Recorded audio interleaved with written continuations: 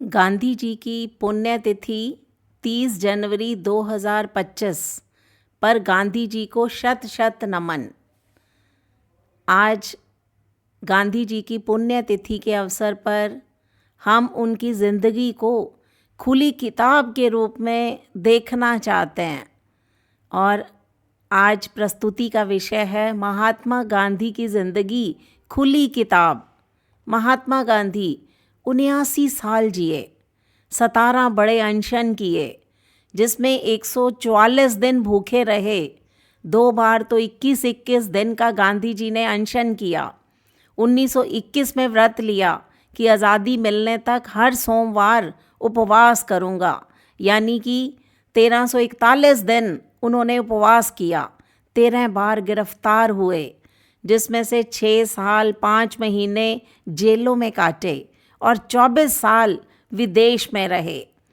दोस्तों, महात्मा गांधी की ज़िंदगी एक खुली किताब की तरह थी। उनका कोई काम सबसे छिपाकर करना, बिना किसी को इतला दिए करना, ये मुमकिन ही नहीं था।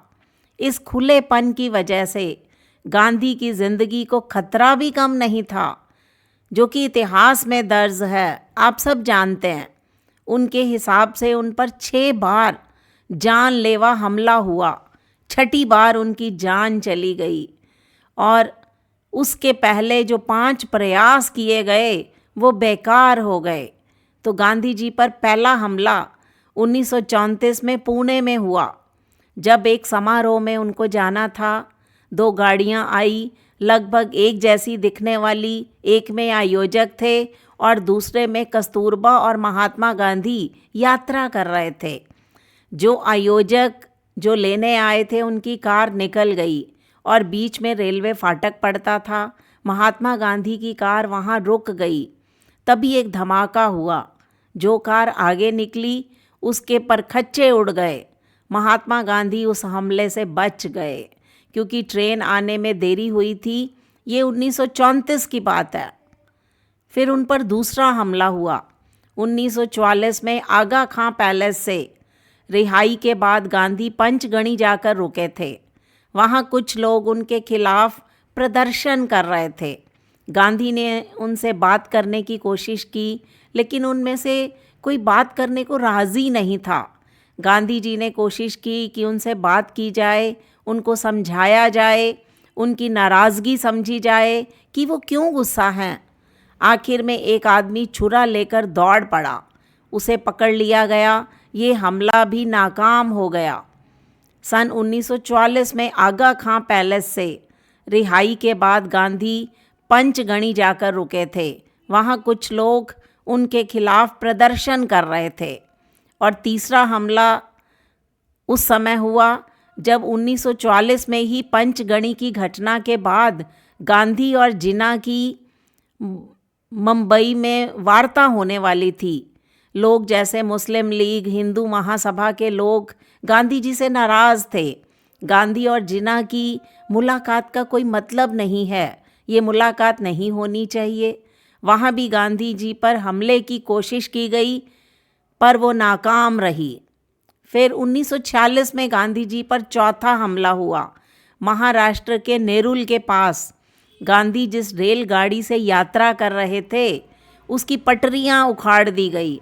ट्रेन उलट गई, इंजन कहीं टकरा गया, लेकिन गांधी जी को उसमें कोई खरोंच नहीं आई। कुछ लोग गांधी जी से हमेशा अपनी नाराज़गी जताते रहे। फिर उन पर 5वां हमला हुआ। 5वें हमले में भी नाकामी रही। फिर हम उन पर 6ठा हमला जब हुआ 1948 में, जो कि एक ख़ास घटना मानी जाती है कि एक आदमी इनमें से 4 हमलों की जगह पर भी मौजूद था। उसका नाम था नाथूराम गोडसे। 30 जनवरी 1948 को 6ठी बार नाथूराम गोडसे ने गोली चलाई और गांधी जी की जान चली गई। उसके बाद 30 जनवरी 1948 को नई दिल्ली में स्थित बिड़ला भवन में गांधी जी की हत्या कर दी गई। अहिंसा का संदेश देने वाले महान विभूति के जीवन का अंत हो गया।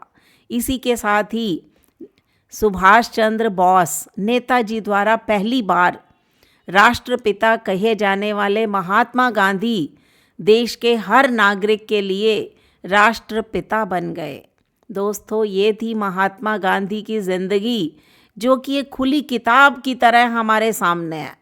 5 बार गांधी जी पर हमला किया गया, लेकिन 6ठी बार जब गांधी जी उस हमले के शिकार हो गए, तो इस दिन 30 जनवरी 2025 वाले दिन हम गांधी जी की पुण्यतिथि पर उनको पुनः शत शत नमन करते हैं। जय गांधी जी।